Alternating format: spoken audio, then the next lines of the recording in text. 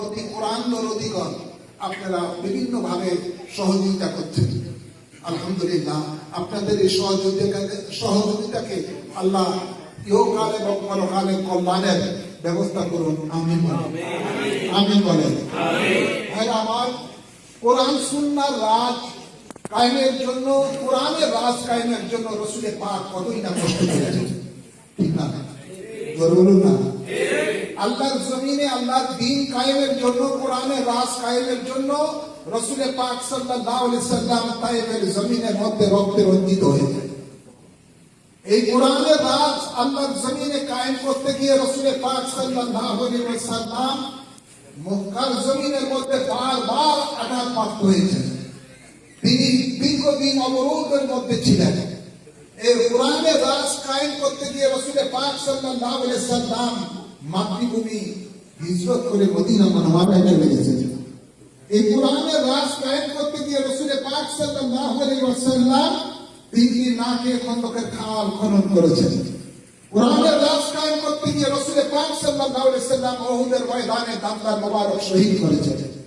এই কোরআনের রাজ কায়েম করতে গিয়ে রাসূলের পাক সাল্লাল্লাহু আলাইহি ওয়াসাল্লাম 27টি যুদ্ধের সেনাপতি দায়িত্ব পালন করেছেন। কতই না রাসূলের পাক সাল্লাল্লাহু আলাইহি ওয়াসাল্লাম কষ্ট করেছেন। আল্লাহ বলেন, তোমাদের জন্য রয়েছে আমার রাসূলের মাঝে শ্রেষ্ঠ আদর্শ।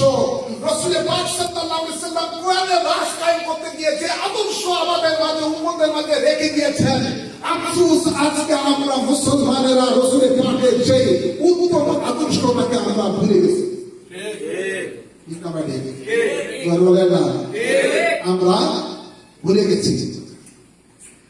আমরা সকলে, আপনারা যারা বিদেশে রয়েছেন, যদিও বিদেশে রয়েছেন, আপনাদের মনটা সদা সর্বদা বাংলাদেশের দিকে পড়ে আছে, ঠিক না?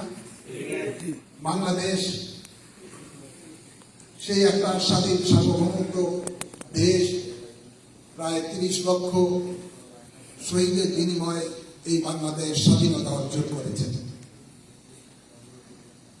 জাতির জন্য বঙ্গবন্ধু বলেছিলেন, সোনার দেশ হবে বাংলাদেশ। সেই লক্ষ্যে কাজ করছেন। কিন্তু আজকে 50 বছর পার হয়ে গেছে, এই বাংলাদেশ আর সোনার দেশ হবে। কি বলেন, হয়েছে? বাংলাদেশ সোনার দেশ হয় নাই। আমি অত্যন্ত আফসোস করে আপনাদেরকে একটি উদাহরণ দিচ্ছি, শুধু একটি উদাহরণ দিয়ে শেষ করে দিচ্ছি। কিছুদিন, গত কয়েক মাস আগে, প্রায় 1 বছর ধরেই আপনারা দেখেছেন, বাংলাদেশের মধ্যে সোয়াবিনের তেল ছিল 70 টাকা 80 টাকা লিটার। এটা রাতারাতি হয়ে গেল 200 টাকা লিটার। কি বলেন, শুনছেন না? যদিও বিদেশে থাকেন, দেশের খবর তো রাখেন। সোয়াবিনের তেল 200 টাকা হয়ে গেছে লিটার। বাংলাদেশের সরকারের একটা বাহিনীর উচ্চ পদস্থের সাথে আমি এই ব্যাপারে এক সময় কথা বলছিলাম, কয়েকজনের সাথে বললাম, এটা লাগাম টেনে ধরুন, কি করবেন? প্রচুর আমরা কাজ করতেছি, পিএম এর ডাইরেক্ট নির্দেশ, আমরা এটা নিয়ে কয়েক দফা বিভিন্ন সোয়াবিন যারা আমদানিকারক তাদের সাথে আমরা বসেছি, কথাবার্তা বলতেছি, এটা কিভাবে নিয়ন্ত্রণ করা যায়।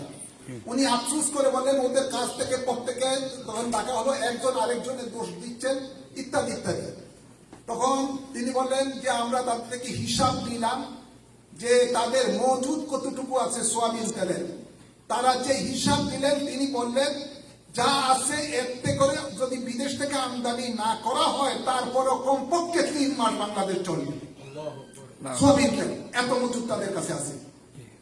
তো ওরা দাবি করলেন যে ট্যাক্স কমিয়ে দিতে, বিদেশ থেকে আমদানি, যেহেতু সোয়াবিনের দাম বাড়ছে, ট্যাক্স কমিয়ে দিতে। কত পার্সেন্ট কমে না, 0 করে দিয়েছেন ট্যাক্স, যাই হোক কমে দিয়েছেন।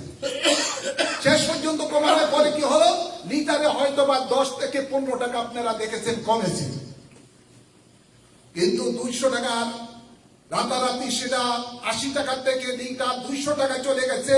দেন দরবার করে ওদের কথাবার্তা শোনার পরে কিছু সরকার ট্যাক্স কমিয়ে দিয়ে এটাকে 20 টাকার মধ্যে আনা হলো। তারপরও এর লাগাম টেনে ধরা হয় না, টেনে তারা ধরতে পারেন নাই। বিদেশে দাম কমেছে, বাংলাদেশে কমে নাই। কিছুদিন আগে, এই কয়েকদিন আগে, আমারই এক ভক্ত, এক মরিদ, উনি নতুন একটা গাড়ি, প্রাডো গাড়ি, 2018 সালের মডেলের, তা আমি জিজ্ঞাসা করলাম, বাবা এটা কত দিয়ে কিনছো? বাবা এটা কিনি নাই, আমি এটা উপহার পাইছি। কিন্তু বাবা কেমনি ভাবে এটা উপহার পাইছো? একটা কোম্পানি, আমি নাম বলবো না, তিনি বললেন আমি ওই কোম্পানির মধ্যে চাকরি করি, তিনি বড় উচ্চ পদস্থ কর্মকর্তা, তিনি ওই কোম্পানি তাকে খুশি মনে 1 কোটি টাকাও দিয়েছেন, এই গাড়িটা তাকে গিফট দিয়েছেন, 20টা গাড়ি আনছেন কোম্পানি, একবারে 0 মাইলের 20টা প্রাডো গাড়ি আনছেন, এবং বড় বড় অফিসারদেরকে এই গাড়িগুলো তিনি কোম্পানি উপহার দিয়েছেন। কেন উপহার দিয়েছেন? শুধুমাত্র তার বিভিন্ন ব্যবসা রয়েছে, এর মধ্যে সোয়াবিনের ব্যবস্থা, তার আমদানিকারক তিনি ছিলেন। বাংলাদেশে তার সোয়াবিনটা বেশ নাম, একটা ব্র্যান্ডের সোয়াবিন তিনি বিক্রি করছেন। বললেন তিনি সেই সোয়াবিন থেকেই 26,000 কোটি টাকা তিনি আয় করেছেন। কত হাজার? 26,000 বলেন না, 26,000। কর্মকর্তাদের প্রাণও একটা কি 10টা দিলে কোনো সমস্যা নাই? বলে না, কোনো সমস্যা নাই। এই হলো বাংলাদেশের অবস্থা। একটা কোম্পানি যদি জিম্মি করে, সরকারকে জিম্মি করে, জনগণের মানুষকে 17-18 কোটি মানুষকে জিম্মি করে, যদি একটা কোম্পানি 26,000 কোটি টাকা তারা আয় করতে পারে শুধু সোয়াবিন থেকেই, তবে এই বাংলাদেশ জীবনে কখনো সোনার দেশ হবে না। এই দুর্নীতিবাজদের লাগাম একমাত্র টেনে ধরতে পারে ওই সরকারই, যে সরকার কোরআন সুন্নাহর সরকার হবে, সরকার ইসলামী সরকার হবে, ওই সরকারই একমাত্র এই সমস্ত দুর্নীতিবাজদেরকে দমন করতে পারে। এই ছাড়া অন্য কোন সরকার পারবে না। আজকে বাংলাদেশ গরিব থেকে গরিব হচ্ছে। 1 শ্রেণীর মানুষ আর 1 শ্রেণীর মানুষ রাতারাতি হাজার হাজার কোটি টাকা মালিক হয়ে যাচ্ছে, বিদেশে হাজার হাজার কোটি টাকা পাচার হয়ে যাচ্ছে। শুধু একটি বছরই সুইস ব্যাংকের মধ্যে জমা পড়েছে কত হাজার কোটি টাকা, মনে নাই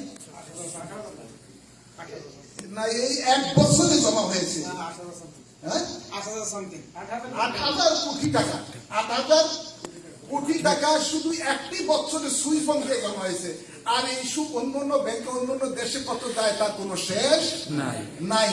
তাই আপনারা যতই মাথার ঘাম পায়ে ফেলে কষ্ট করে অর্থ উপার্জন করে যতই চেষ্টা করেন সোনার বাংলাদেশটা যেন সোনার দেশ হয়, কিন্তু সোনার দেশ হবে না যেই ঝুলি, যেই ঝুলার তলা ফুটা, ওটার মধ্যে যতই আপনি ঢালেন এটা কখনো ভরবে না।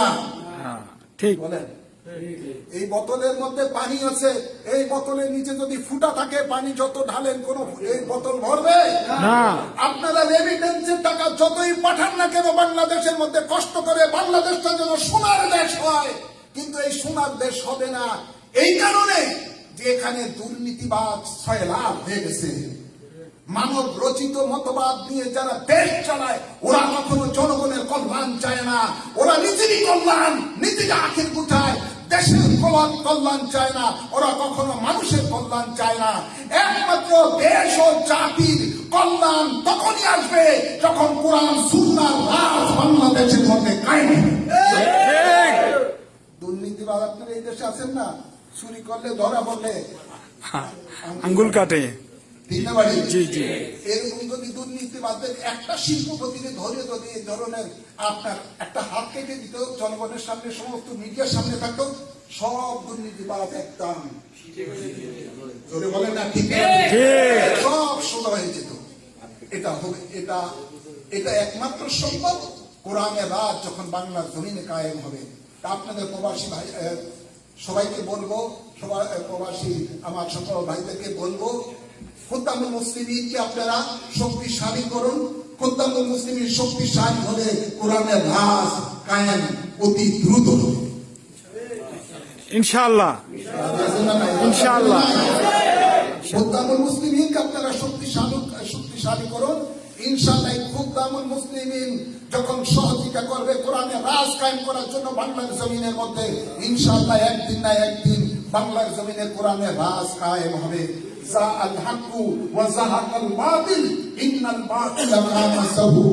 সত্য যখন এসে যায় মিথ্যা তখন দূর হয়ে যায়, আর মিথ্যা চিরকাল দূর হতে থাকবে।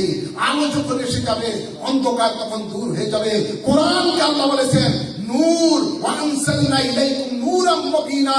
আল্লাহ কোরআন বলেছেন আমি তোমাদের মাঝে প্রেরণ করেছি স্পষ্ট নূর। সেই নূর হলো পবিত্র কোরআন। আর এই কোরআনের রাত যখন কায়েম হবে তখন বাংলাদেশ থেকে সমস্ত অন্ধকার দূর হয়ে যাবে, ঠিক। সমস্ত দুর্নীতিবাদ দূর হয়ে যাবে, সেখানে কোনো অন্যায় থাকবে না, অবিচার থাকবে না।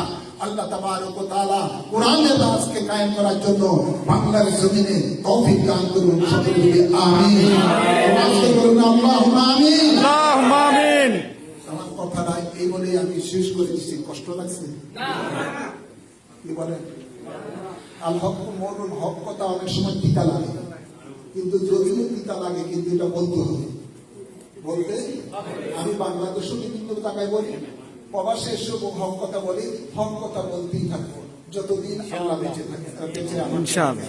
আল্লাহ কবুল করুন। সকলকে আবারও ধন্যবাদ জানিয়ে আমার বক্তব্য এখানে সমাপ্ত করলাম। ওমা আলাইনা ইল্লাল বালাগ। আসসালামু আলাইকুম ওয়া রাহমাতুল্লাহি ওয়া বারাকাতুহু। ওয়ালাইকুম আসসালাম। একটু দাঁড়িয়ে রাসূল পাককে সালাম দেন। ইয়া সালামু আলাইকা ইয়া রাসূল, সালামু আলাইকা ইয়া হাবিব, সালামু আলাইকা, সালাওয়াতুল্লাহ আলাইকা। दुरूदी या रसूल अल्लाह या हबीब अल्लाह। नबी को देखा की दीवाना, नबी को मदीना की नीबना, नीले के मुदे नन्ना, मन जे मरे नीले সোনার মদিনা, ইয়া নবী সালামু আলাইকা, ইয়া রাসূল সালামু আলাইকা, ইয়া হাবিব সালামু আলাইকা, সালাওয়াতুল্লাহ আলাইকা। সিদ্দিক শাহ ইমামে আহলে সুন্নাত, লাখো সালাম মুস্তাফা জানে রহমত, লাখো সালাম। हिदायत पे लाखों सलाम।